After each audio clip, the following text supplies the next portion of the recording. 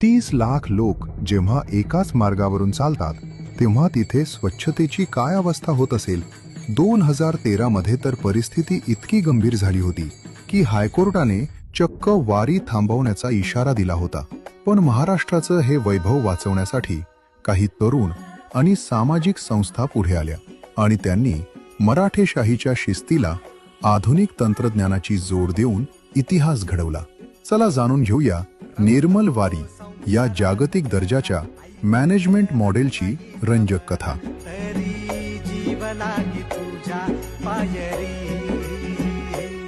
गेल्या काही दशकात वारीतील संख्या 30 लाखांवर पोहोचली.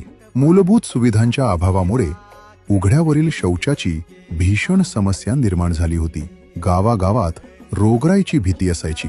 2014 मध्ये IT प्रोफेशनल नरेंद्र वैशंपायन यांनी हा प्रश्न ओळखला आणि स्वच्छ भारत अभियानाच्या प्रेरणेतून वारीच्या स्वच्छतेची एक सविस्तर ब्लू प्रिंट तयार केली.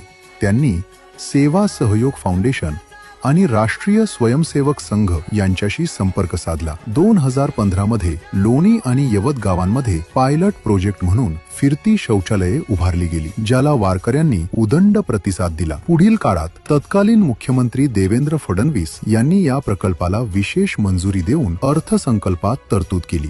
आज या उपक्रमाला 10 वर्ष पूर्ण झाली असून वारीत 3600 हून अधिक फिरती शौचालये वापरली जातात, ज्यामुळे अस्वच्छतेत तब्बल 80% घट झाली आहे.